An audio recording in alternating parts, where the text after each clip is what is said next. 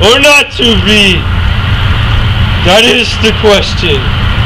Whether 'tis nobler in the mind to suffer the slings and arrows of outrageous fortune, or to take arms up against the sea of troubles by opposing end them, or to die, to sleep,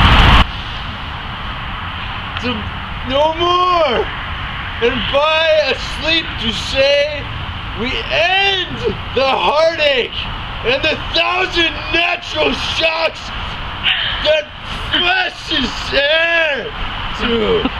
There's a communication devoutly to be voiced, to die, to sleep perchance to dream.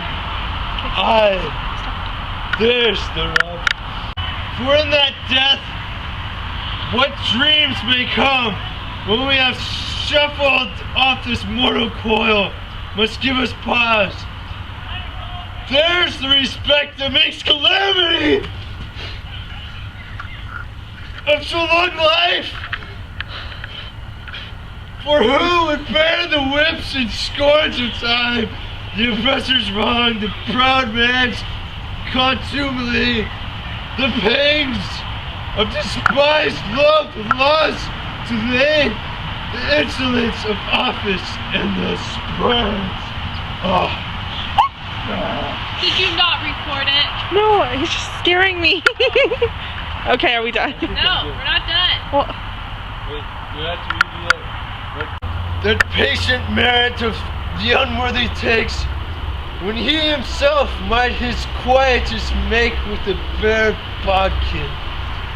Who would for delves bear the grunt and sweat under a weary life, but that the dread of something after death, the undiscovered country from whose born no traveler returns, puzzles the will and makes us rather bear those ills we have, than fly to others that we know not of. Thus conscience does make cowards of us all, and thus the native tongue hue of resolution is sickled o'er with the pale cast of thoughts. Dang those thoughts. And enterprise the great pith and moment with this regard their currents turn away, and those the name of action soft you now, the fair Ophelia, nymph in the orisons beyond.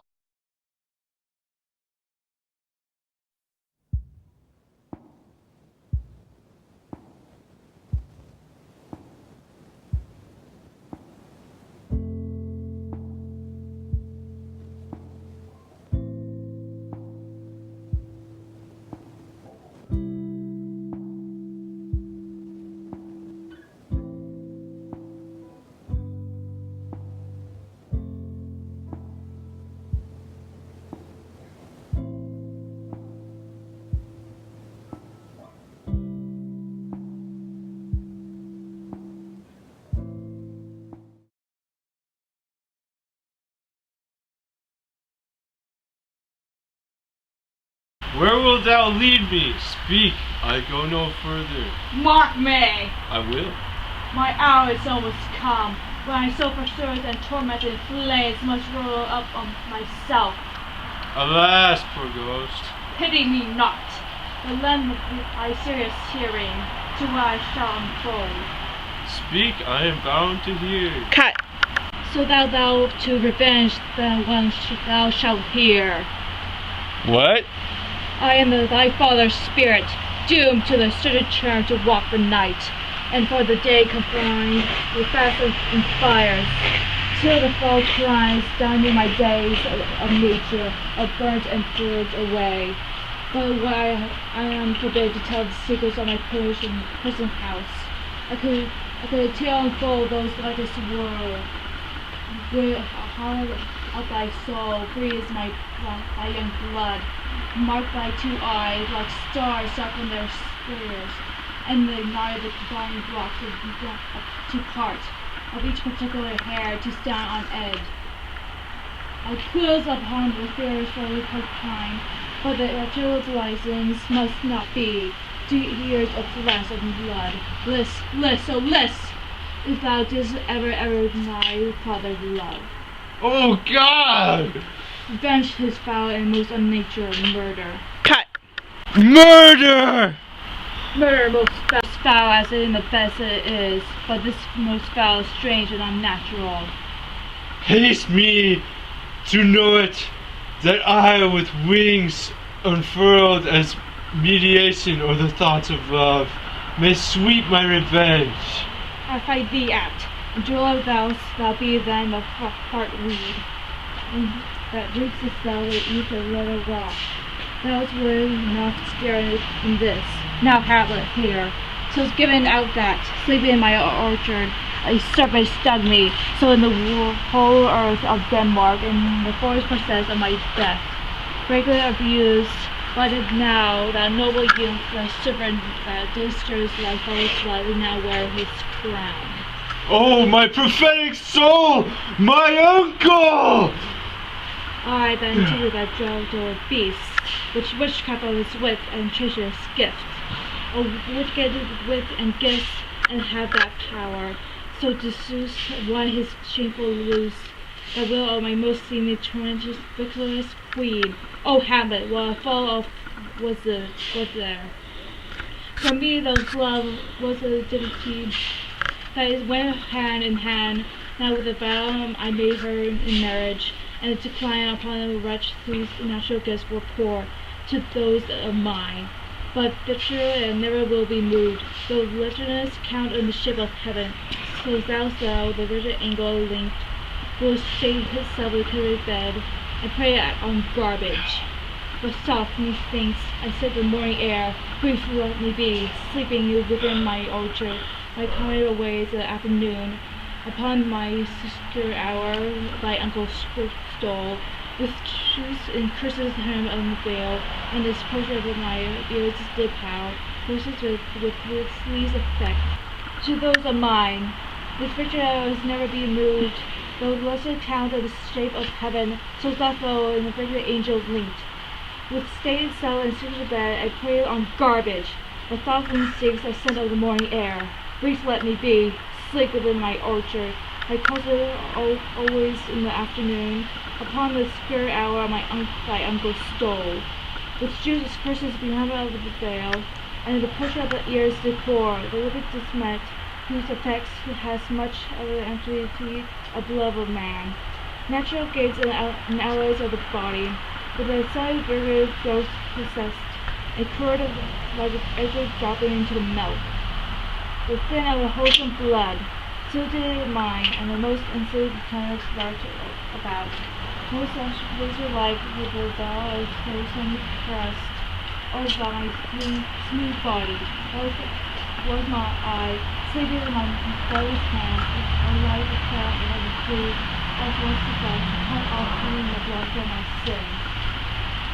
My heart and heart made like my maid, by a step to my account. The blue on my head, a horrible, most horrible! If thou hast moved indeed, bear it not. Let it not be the royal bed of Denmark, be the castle of Luxor and the grand interest. But however so, the first of these acts not be that mine, nor what thy soul is true, because I know it not. Leave it to my yesterday, soul and emotions and words. Keep as kingdom, pure be thou at rest. The business stars and national near, and things of this everywhere. Adieu. Remember me. No.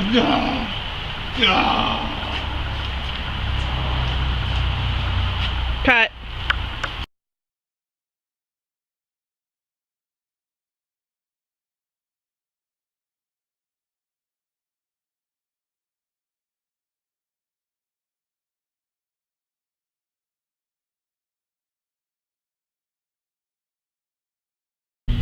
Action. A little more than kin, a little less than kind. Okay, that's good. Action. How is it that the clouds still still hang on you. Not so, my lord, I'm too much in the sun. Action. Not so, my lord, I'm too much in the sun. Good Hamlet, cast thy knighted color off, and let thine eye look like a friend on Denmark.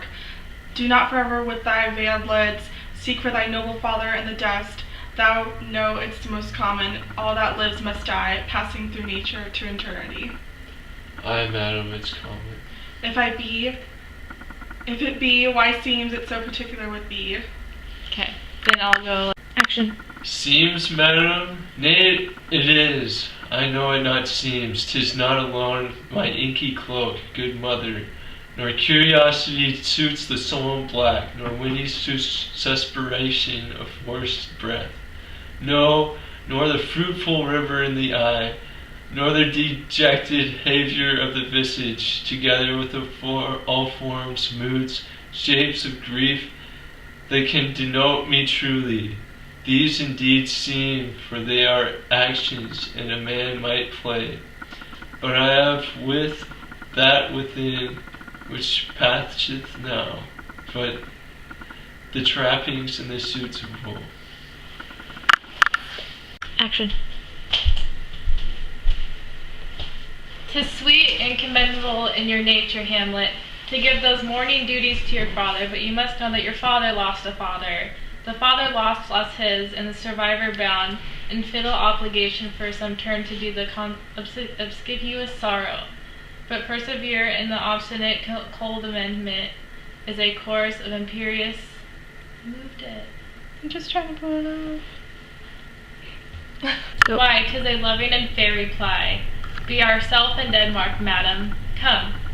This gentle and unforced accord of Hamlet sits smiling to my heart. In grace whereof now joints with health that Denmark drinks today. But the great cannon to the clouds shall tell, and the king's rouse the heavens shall bruit again, re-speaking. Let not thy mother lose her prayers, Hamlet. I pray thee stay with us. Go not to Wittenberg. I shall all in my best obey you, madam. Go. Oh, that is too solid flesh would melt, thaw, and resolve itself into a dew, or that the everlasting had not fixed his cannot against self-slaughter. O God, how weary, stale, flat, and unprofitable seem to me all the uses of this world. Fie on it, fie! 'Tis the unweeded garden that grows to seed. Things rank and gross in nature possess it merely. There should come to this. But 2 months dead, nay, not so much, not 2. The excellent a king that was to this Hyperion to a satyr, so loving to my mother. Go. Like Niobe all tears, why she, even she, O God, a beast that wants to discourse of reason would have mourned longer, married with my uncle. My father's brother, but no more like my father than I to Hercules. Within a month, ere yet the salt of most unrighteous tears had left the flushing in her galled eyes, she married, almost wicked speed, to post such dexterity to incestuous sheets. It is not, nor it cannot come to good, but break my heart, for I must hold my tongue. That he might not beteem the winds of heaven, visit her face too roughly. Heaven and earth, must I remember? Why, she would hang on him as if an increase of appetite had grown by what it fed on, and yet, within a month, let me not think on it. Frailty, thy name is woman. A little month, or ere those shoes were old with which she followed my poor father's body. Like Niobe, can I redo that? Go hide! Mother! Okay. What's the matter, Ma? Hamlet, thou hast thy father much offended. Thou hast my father much offended. Come, come, you answer with an idle tongue. Come, you answer with a whatever tongue. Why, how now? Come, you answer with an idle tongue. Go, you answer with a wicked tongue. Why, how now, Hamlet? What's the matter now? Have you forgot me? No, by the rood not so, you are the queen, your husband's brother's wife, and would it were not so, you are my mother. Nay, then I'll set those to you that you can speak. That's right. Come and sit you down, you shall not budge. But you go not till I set you up a glass, where you may see the inmost part of you. What wilt thou do? Thou wilt not murder me? Help, help, ho! Well, help! Wait. Oh, is it your turn? Now, a rat dead for a ducat. Whoa, help!